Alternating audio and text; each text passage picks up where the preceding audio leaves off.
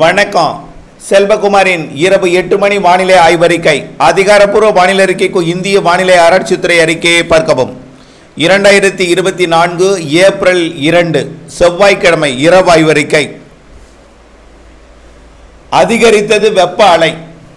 உயரழுத்த காற்று உயரழுத்தம் வங்கக்கடலில் நீடித்தாலும் உயரழுத்தத்திற்கு நிலநடுக்கோட்டு இந்திய பெருங்கடல் காற்றை, அதாவது வெப்ப காற்றை ஈர்க்க தொடங்கி இருக்கிறது. அதாவது உயரழுத்தத்தில் மேலடுக்கில் கடலுடன் இணையாத நீராவி இல்லாத வறண்ட காற்றை தமிழ்நாட்டில் கொண்டு வந்து ஏற்றுகிறது.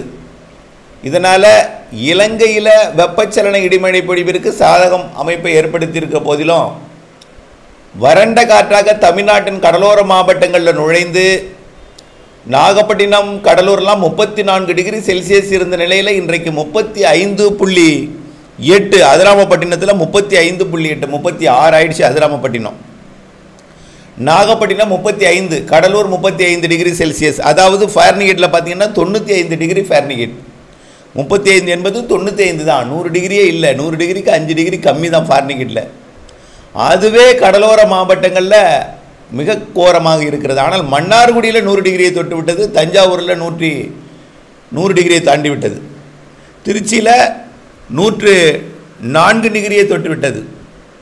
இன்னும் பார்த்தீங்கன்னா தருமபுரி, சேலம், வேலூர்லாம் 104 டிகிரி, அதாவது 40 டிகிரி செல்சியஸ், 104 டிகிரி ஃபாரன்ஹீட்.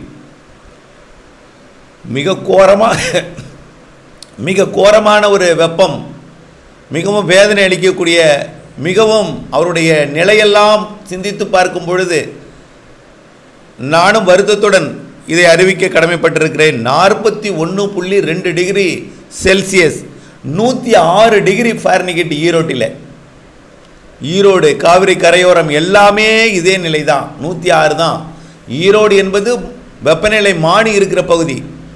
அதாவது கரூர் மாவட்டம், கரூர் பரமத்தியும் முதல் ஈரோடு மாவட்டம் கர்நாடக எல்லையோரம் வரைக்குமே இதே வெப்பம்தான்.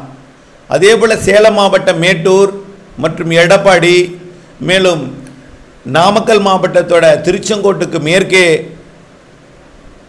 நாமக்கல், பரமத்தி, வேலூர் இதெல்லாம் பார்த்திங்கன்னா கடுமையான வெப்பம்.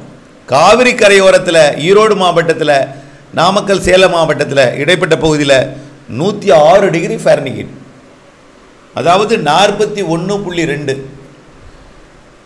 மேலும் இது வரக்கூடிய நாட்களில் அதிகரிக்கும் என்ற வருத்தத்துடன் தெரிவிக்கிறேன். குறிப்பாக ஈரோடு மக்களுடைய நிலையை நான் நினைத்து பார்த்து வேதனைப்படுகிறேன், அறிவிக்க வருந்துகிறேன். இப்போது இருக்கக்கூடிய வெப்பநிலையில் மேலும் 2-3 டிகிரி அதிகரிக்கவே வாய்ப்பு இருக்கிறது. சூரியனின் குத்துக்கதிர் ஏப்ரல் 10 கன்னியாகுமரி தொட்டு ஏப்ரல் 16, 17, 18 தேதிகளில் மத்திய மாவட்டங்கள் தொட்டு, பிறகு சென்னை, திருவள்ளூர் உள்ளிட்ட மாவட்டங்களில் ஏப்ரல் 25, 26 பயணித்து ஆந்திர பகுதிக்கு ஏப்ரல் 26க்கு மேல் நகரும் என்பதனால் ஏப்ரல் 10 to 26 வரை தேர்தல் நாட்களில் மிக கோரமான வெப்பநிலை தமிழ்நாட்டிலே பதிவாகும். குறிப்பாக இந்த காலகட்டமுள்ள ஏப்ரல் மாத இறுதி நாட்களிலும் சரி, மே மாத முதல் வாரத்திலும் சரி, வெப்பநிலையை பொறுத்த வரைக்கும் 44 டிகிரி 45 டிகிரி செல்சியஸ் வரை கூட போகலாம். அதாவது 44 என்பது 111 டிகிரி ஃபாரன்ஹீட். குறிப்பாக ஈரோடு, நாமக்கல் மாவட்டத்தோட மேற்கு பகுதி, சேலம் மாவட்டத்தோட மேற்கு பகுதி, ஈரோடு, சேலம், நாமக்கல் மாவட்டங்கள் சந்திக்கும் காவிரி கரையோரத்தில் அதிகபட்ச வெப்பநிலை பதிவாகும். நான் வேதனையுடன் தான் அறிவிக்கிறேன். 45 டிகிரி செல்சியஸ், அதாவது 113 கூட போகலாம். மன்னிக்கவும், அதிகபட்சமாக நான் உங்களுக்கு கூடுதலாக சொல்கிறேன் என்று நீங்கள் நினைக்கலாம். கடந்த நாட்களை பார்க்கும் பொழுது 38, 39 ஆனது, 39, 40 ஆனது, 41 என்பது ஒரே நாளில் தொட்டுவிட்டது. 41.2 டிகிரி கூடுதலாகவே விட்டது, 41க்கு மேலே. ஆக மிக வேகமாக உயர்கிறது. வறண்ட காற்று, ஈரப்பதம் இல்லாத காற்று, அதாவது கடல் நீராவி மேல் கடல் நீராவியை சுமக்காது உள்ளே வந்து வெப்பமடைந்து பயணிக்கக்கூடிய காற்று, அதாவது கடல் மேல் வரும்பொழுது உயர்மட்டத்தில் வருகிறது, ஆனால் அது உயரடுத்துந்தான், உயரடுத்த காற்று தான். ஆனால் ஈர்ப்பது வெப்பமான பகுதியில் இருந்து, உயரடுத்த சுழற்சி ஈர்ப்பது வெப்பமான பகுதியில் இருந்து, மேலடுக்கில் இருந்து அது அப்படியே தரைப்பகுதிக்கு வந்து மேலும் வெப்பமடைந்து அனல் காற்றாக உள்ளே நுழைகிறது. மிக கோரமான ஒரு அனல் காற்று என்பதையும் வேதனையோடு தெரிவிக்கிறேன். அதாவது கடலோரம் 35, அங்கே 42, 41 என்றால் எவ்வளோ? 6 டிகிரி செல்சியஸிலே கூட. ஃபாரன்ஹீட்டில் 95 கடலோரம், உள்ளே 106, 10 டிகிரிக்கு மேல் 11 டிகிரி ஃபாரன்ஹீட்டில் வித்தியாசம். வரக்கூடிய நாட்களில் கண்டிப்பாக அதாவது 111 டிகிரி ஃபாரன்ஹீட் வரைக்கும் கூட போகலாம். 44 டிகிரி செல்சியஸ் என்ற அளவு மிக சாதாரணமாகவே தொடும் என்று எதிர்பார்க்கப்படுகிறது.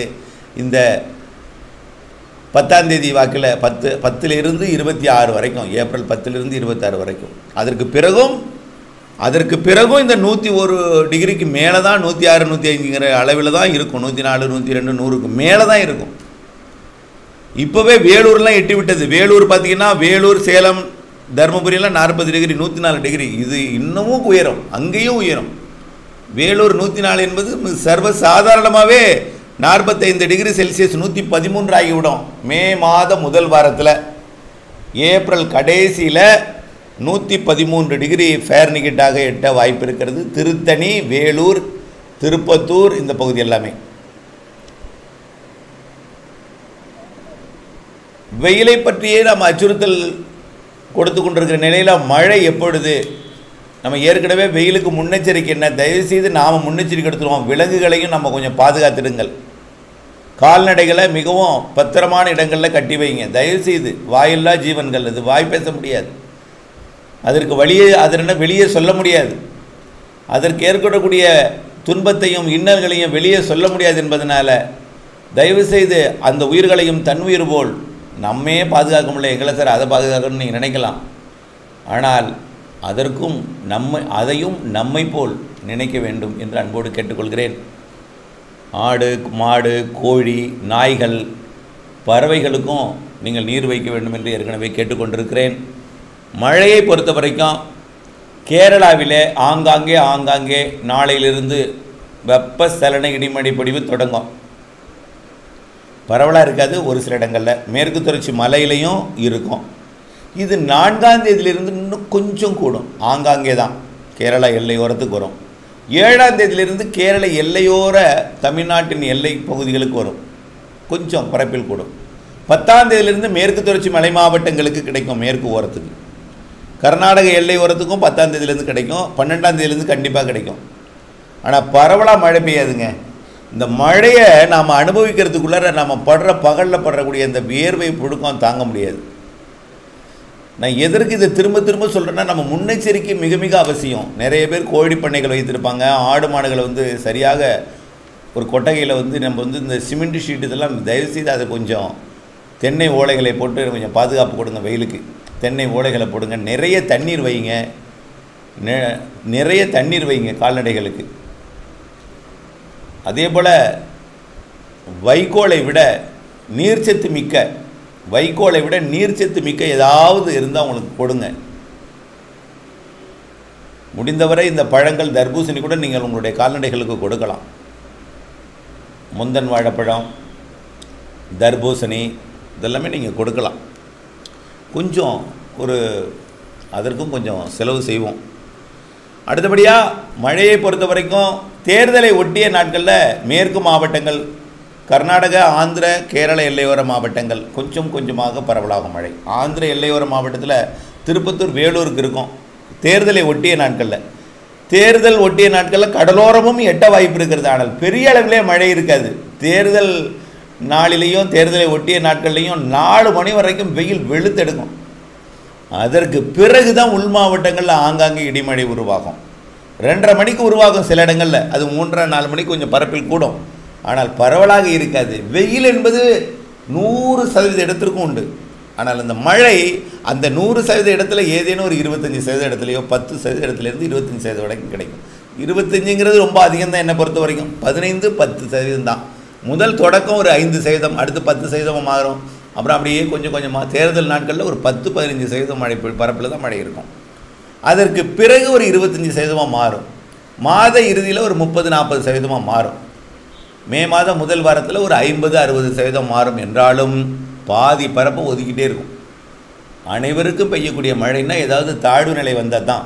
அது வங்கக்கடலில் மே மாதம் முதல் வாரத்தில் உருவாகுது. அது தமிழ்நாட்டை தொட்டு போகுமான்னு சொல்ல முடியாது, வாய்ப்பு இல்லை. அதுமாரி பெரிய அளவில் இப்போ ரேராக வந்தால் உண்டு தான். ஒடிசா மேற்கு வங்க பகுதிக்கு தான் போகும் மே மாதம் முதல் வாரம் ஏப்ரல் இறுதி நாட்களில்.